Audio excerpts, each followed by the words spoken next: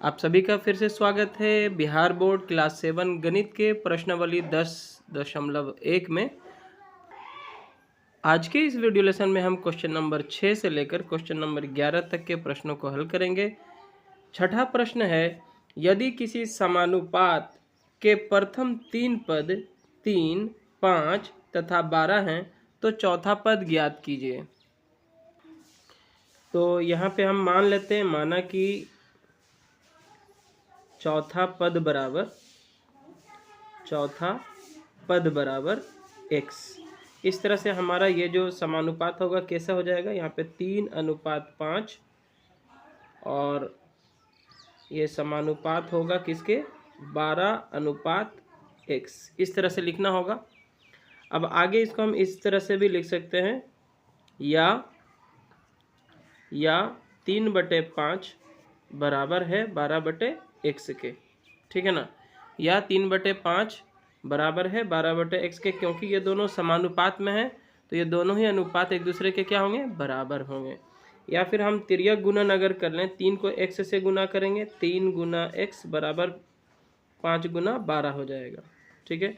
इसलिए x का जब आप मान निकालेंगे तो x बराबर हो जाएगा 12×5 = 60/3, ठीक है। और 3 से ये जो है 20 बार में कट जाएगा 60, 3 दूना 6 और 0 उतर जाएगा। अतः चौथा पद क्या हो गया, बराबर 20। अतः चौथा पद बराबर x बराबर 20 आंसर, ठीक है। इस तरह से आप निकाल सकते हैं। और प्रश्न संख्या 7 है, यदि 3:x समानुपात में है 9:15 के तो x का मान ज्ञात कीजिए। तो ये भी उसी तरह का प्रश्न है। यहाँ पे दिया गया है 3:x समानुपात में है 9:15 के। तो या करके हम इसे लिख सकते हैं 3/x बराबर है 9/15 के। या आगे बढ़िए, यहाँ पे क्या हो जाएगा, जब हम तिर्यक गुणन करेंगे तो 9 और x का गुणन हो जाएगा, 9 गुना x बराबर हो जाएगा 3 गुना 15। या 9x बराबर हो जाएगा 45। और इस तरह से जब हम x का मान निकालेंगे तो x बराबर हो जाएगा 45/9, और 9 से ये जो है 5 बार में कट जाता है। तो अतः x बराबर क्या आ जाएगा, 5, ठीक है। ये हमारा उत्तर होगा। और प्रश्न संख्या 8 है, बाजार में केले 18 रुपया प्रति दर्जन बिक रहे हैं और एक दर्जन में 12 केले होते हैं, यानी कि 18 रुपया में 12 केले मिल रहे हैं, तो 10 केलों का मूल्य क्या होगा। इस प्रश्न को हम दो तरह से हल करेंगे। पहले समानुपात विधि से करते हैं। मान लेते हैं यहाँ पे केलों का मूल्य लिख लेते हैं, केलों का मूल्य, और यहाँ पे हम केलों की संख्या लिख लेते हैं, ठीक है। ये केलों की संख्या है। केलों का मूल्य की अगर हम बात करें तो 18 रुपया है, ठीक है। 18 रुपया केलों का मूल्य है। तो उसमें कितने केले मिल रहे हैं, 12 केले मिल रहे हैं। 18 रुपया में 12 मिल रहे हैं। फिर हमें केलों की संख्या 10 दी गई है और इसका मूल्य क्या है ये हमें पता नहीं है। तो यहाँ पे हम मान लेते हैं कि x है। 10 केलों का मूल्य क्या है, x है। माना कि 10 केलों का मूल्य बराबर x रुपया, ठीक है। तो इस तरह से यहाँ पे हम लिख सकते हैं 18:x जो है वो समानुपात में होंगे 12:10 के। इस तरह से आपको लिखना है। या यहाँ पे आप लिख सकते हैं 18/x बराबर 12/10। या आगे क्या हो जाएगा, x गुने 12 बराबर 18 गुने 10, ठीक है। या आप आगे लिख सकते हैं 12x बराबर 18 दाहिए 180।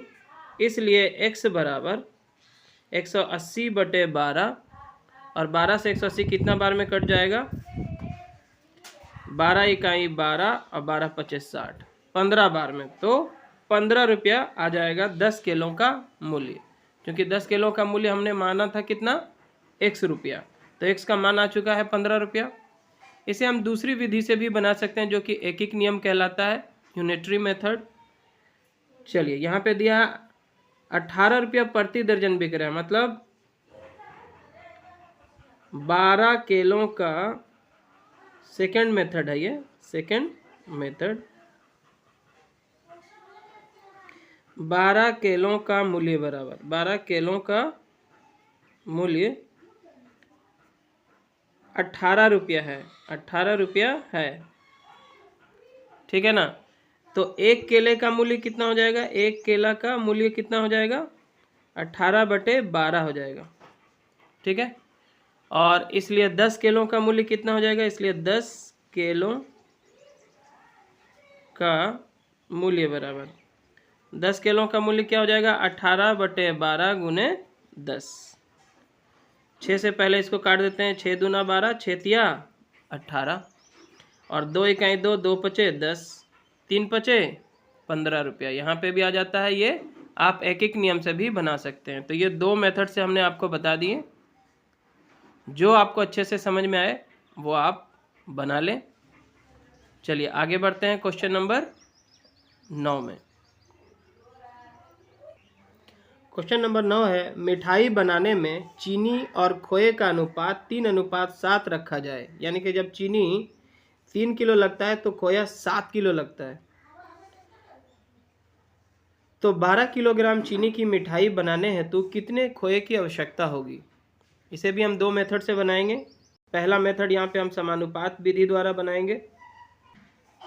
चलिए, तो प्रश्न में कह रहा है चीनी और खोए का अनुपात 3:7 है। यानी कि जब चीनी 3 किलो है तो खोया कितना है, 7 किलो है। और फिर आगे कहता है कि 12 किलोग्राम चीनी की मिठाई बनाने हैं तो कितने खोए की आवश्यकता होगी। मतलब फिर से चीनी हमको दिया गया है 12 किलो, लेकिन खोया हमको पता नहीं, तो खोया मान लेते हैं x किलोग्राम लगेगा। तो आगे हम इसको इस तरह से लिख सकते हैं, 3:12 समानुपात में होंगे 7:x के, ठीक है।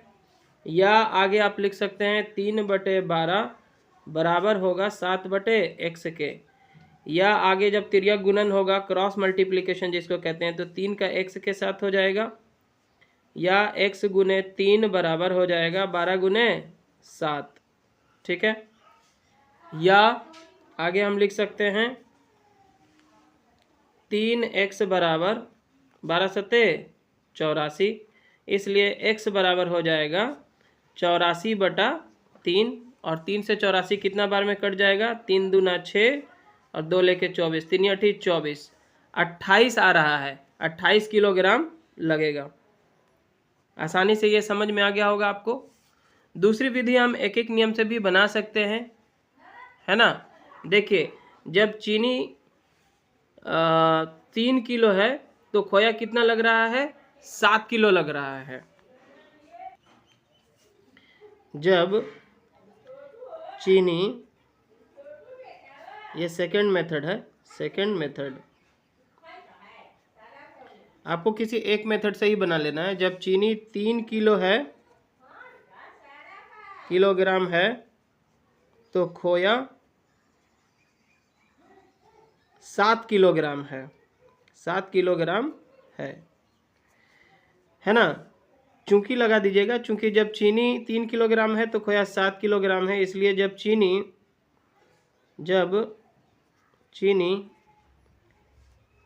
1 किलोग्राम होगा तो खोया हो जाएगा 7/3 किलोग्राम, ठीक है।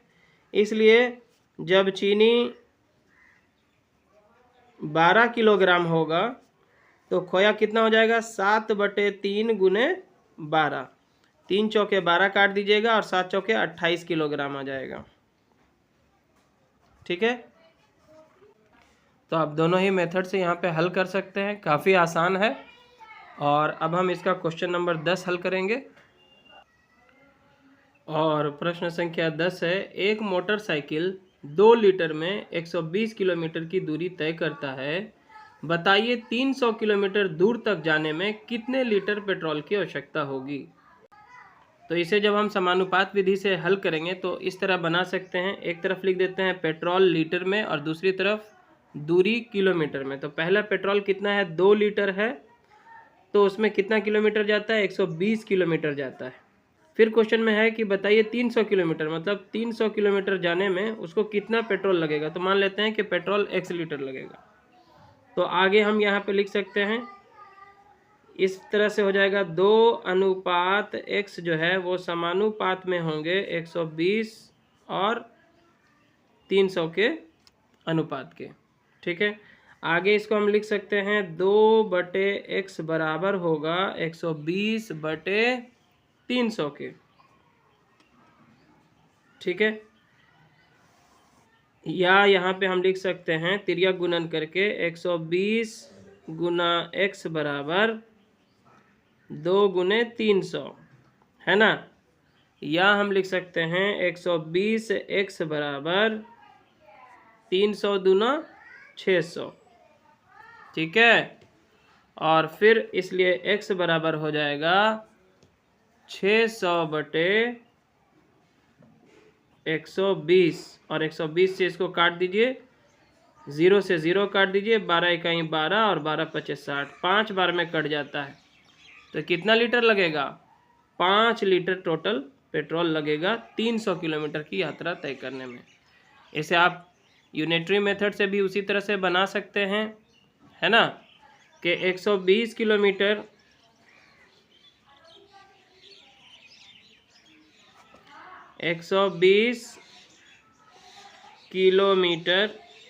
किलोमीटर जाने में 2 लीटर पेट्रोल लगता है। तो 1 किलोमीटर जाने में कितना लगेगा, 1 किलोमीटर जाने में 2/120 लीटर पेट्रोल लगेगा। और इसलिए 300 किलोमीटर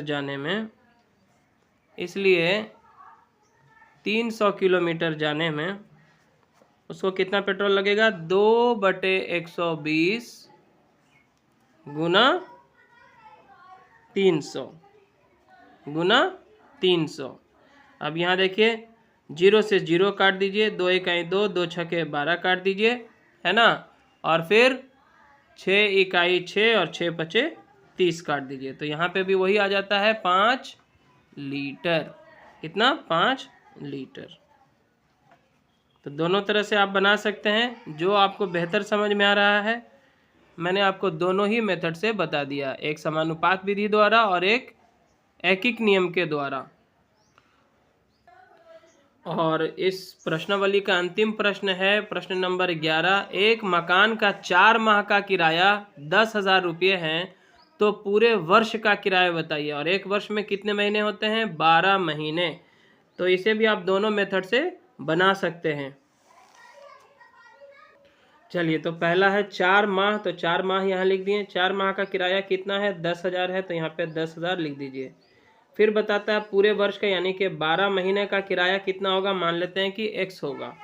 तो आगे यहाँ पे हम इसको लिख सकते हैं 4:12 जो है वो समानुपात में होगा 10,000 और अनुपात x के। ठीक है, आगे हम इसको लिख सकते हैं या 4/12 बराबर होगा 10,000/x के। ठीक है, आगे हम क्या करेंगे, आगे हम यहाँ पे जब तिर्यक गुणन करेंगे 4 में x से, तो 4 गुने x हो जाएगा, और यहाँ पे हो जाएगा 10,000 गुने 12। इसलिए x का मान जब निकालेंगे आप, तो क्या हो जाएगा, 10,000 गुना 12/4।